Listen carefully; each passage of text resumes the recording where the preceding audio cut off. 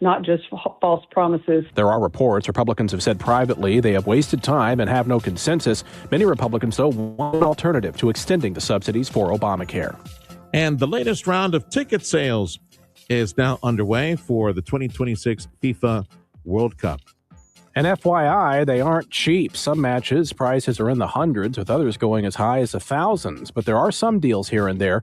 While fans scramble for tickets, Monica Paul with the North Texas World Cup Organizing Committee says they are focused on landing top teams for home bases during the event. We're going to be engaged in conversation with a lot of the teams for base camps. We've got 4 to 5 options. The random selection draw ticketing phase runs until January 13th. Unlike previous phases, this one comes after we know where teams will play in the group stage. Time is 9:43. This is News Talk 710 KURV. And every week on the program, we get a chance to catch up to speed with our family and friends at Edinburg ECISD. We welcome back Dr. Mario Salinas. Are you a big fan of soccer? Football is this? You follow any of that? The only time I follow it is in the World Cup. Yeah, when the U.S. team. Yeah, with the United States, either the girls or the boys, men and women. Oh, I got you. You're a true blue, red, white, and blue American. Yeah, I don't have no interest. Sorry. Producer Freddie's addicted though. He got the bug because he started coaching his baby, his little girl, and yeah, he's.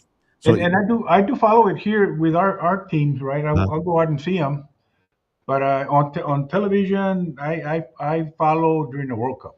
Yeah, well, on television, I follow if I want a nice long nap. That'll give me a refresh. Okay, my friend. Let's catch up with this is the cancer awareness event. Hope in all colors.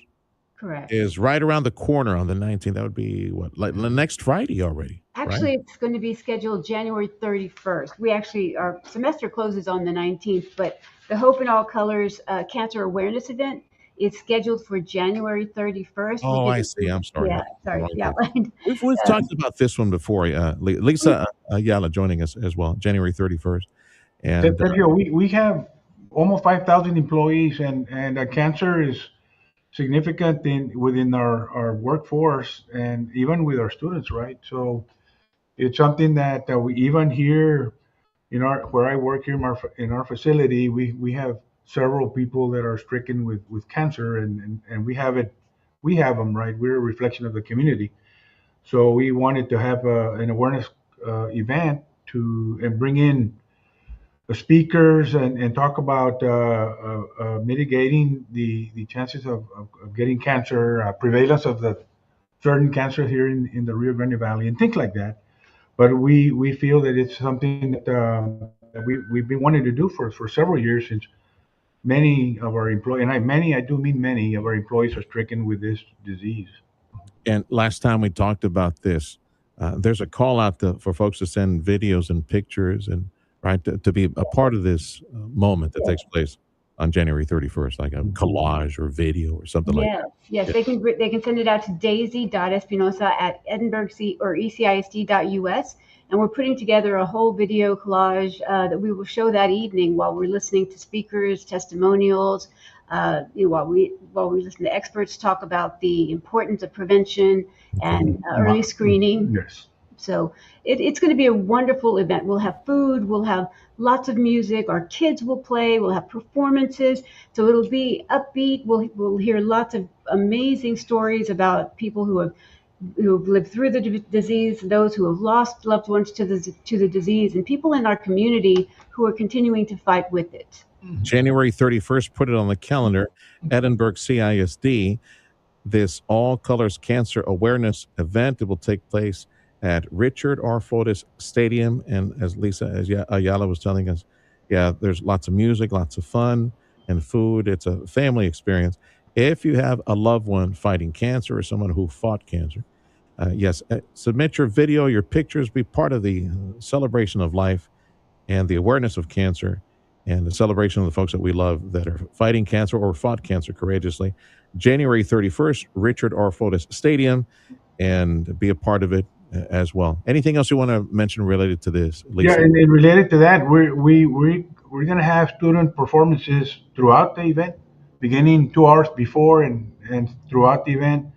and our students in the fine arts are super talented, and we feel that that also we think is going to bring in a lot of people to the event.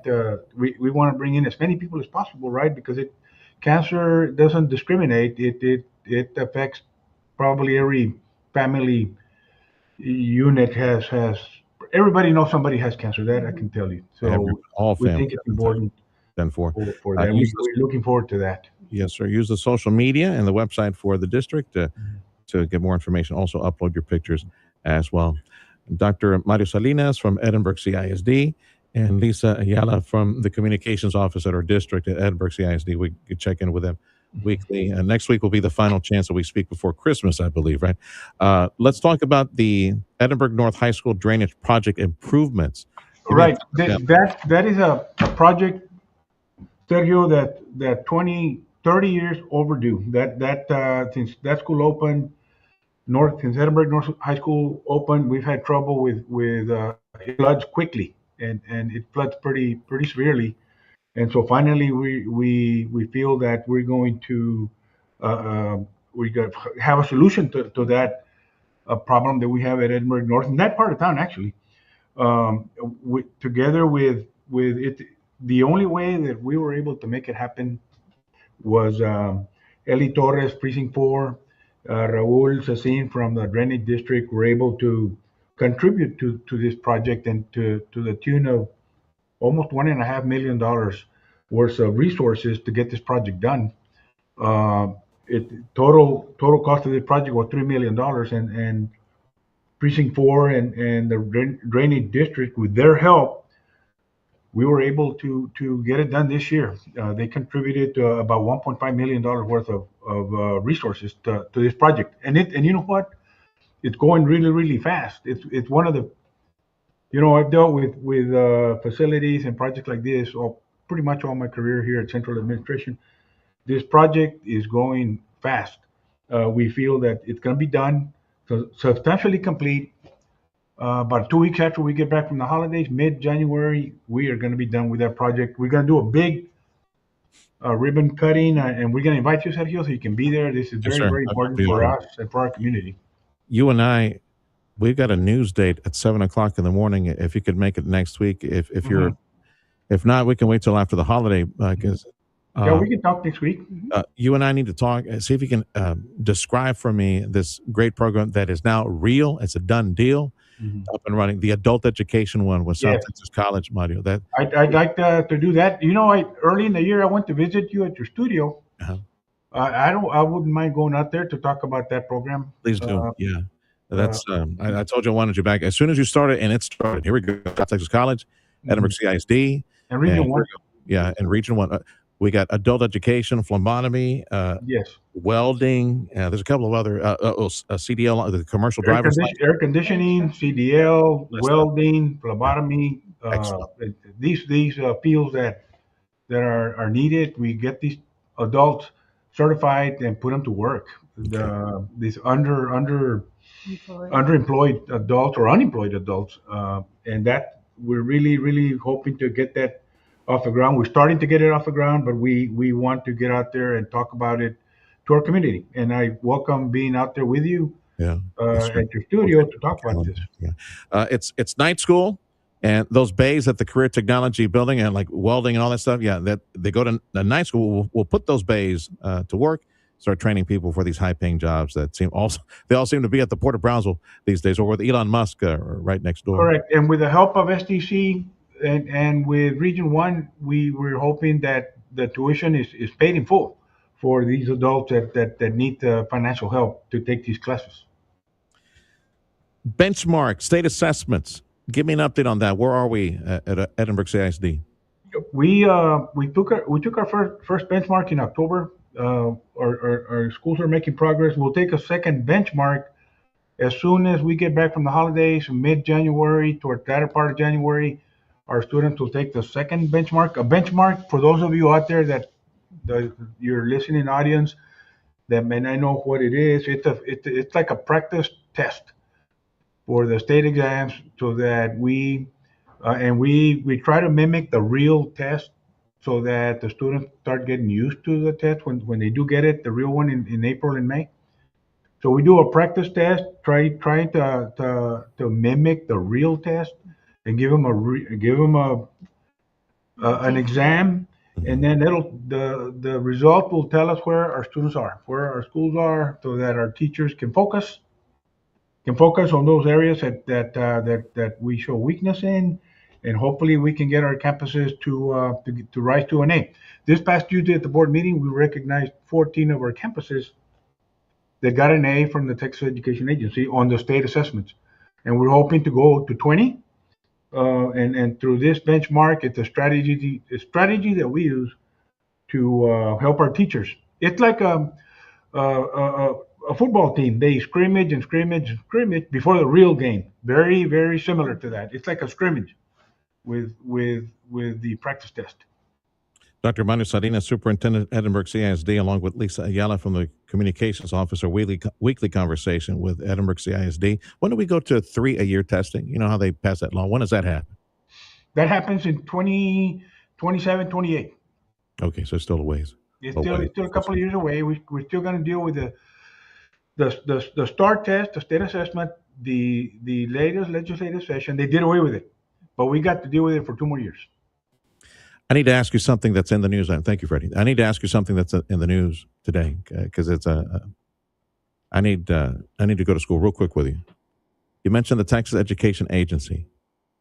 There are some school districts that they took over, Beaumont, Conley, Lake Worth, which is a follow-up because they took over that. And I mentioned this to you. You and I talked about this, the massive failing Houston ISD back in 2023. They had to take over.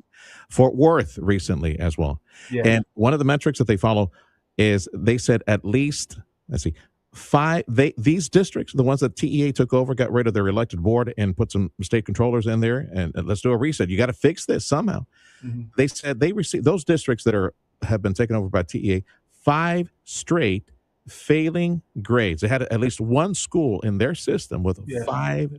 That's 5 years, isn't it, Mario? Yes, 5 consecutive years with an F, and the state will take over, even if it's only one school. See, yeah, that's a long time.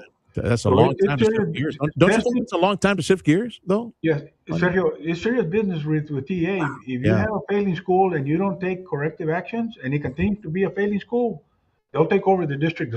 They'll bring their own superintendent and their own board. So yes, it's serious business. Yeah. Thankfully, we don't have any Fs, but an F will trigger 5 consecutive years. Will trigger state takeover. Okay. That is true. Yes, thanks to be them, but yeah, I'm glade there's some oversight. I know in Fort Worth they're taking over this year. Last year they took over Houston. Mm-hmm. They some here in the valley, right? They've got one of our neighbors here. All right. So they took over the school district. That's what TEA does. Okay. Congratulations to Jay Economides cross country boys and girls. So what they do? Congratulations to them. What are they? District champions in cross country. Mm-hmm. They're district champs. So we're happy with that. Our football team is over. The season is over. We're on to basketball, and on to basketball, and then baseball and track. You're sure tall enough to have played. Did you play basketball? I did. You're really tall. I did play basketball for the Bobcats back in my time. Did you slam dunk? Did you know how to slam dunk? Were you able to slam dunk? No, I'm not tall enough for that. Yeah. You know what they say? What was that movie? White boys can't jump. So there you go. Yes. Yeah. I know you're not white. Oh, yeah. And the annual Edinburg CISD Employee Barbecue Cook-Off. That's tomorrow. That's tomorrow. Yeah, that's a big deal for us, for our schools. Our teachers get very excited. They all seem to think that they're the best cooks out there in grilling. So it's exciting, and we'll have almost every school represented. They submit their teams, and they cook fajitas and chicken and ribs and beans, and we're gonna have a good time tomorrow. We still have spots for judges, but we're holding them for you. So come on down. Somebody and Tony said, Anthony said the same thing last week. Maybe Freddie can go, but no. Oh, that's right.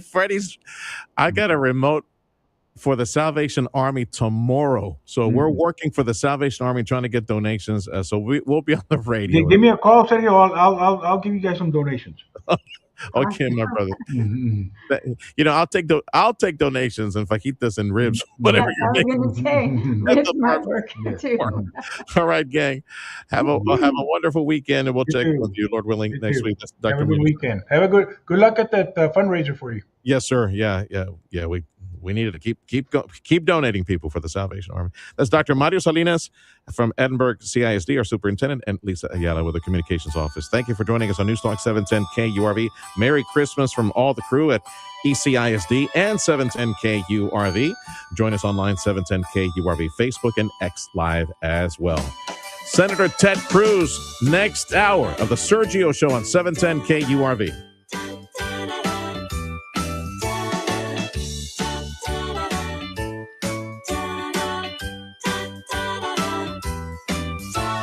There's only one Trump conservative running for Texas comptroller. Don Huffines is a successful businessman who will bring a private sector mindset to the office and safeguard our tax dollars. A strong ally of President Trump, Don Huffines will stand with him to secure our border and stop all taxpayer-funded benefits to illegal aliens. And Don Huffines will fight to eliminate every woke DEI program in every government agency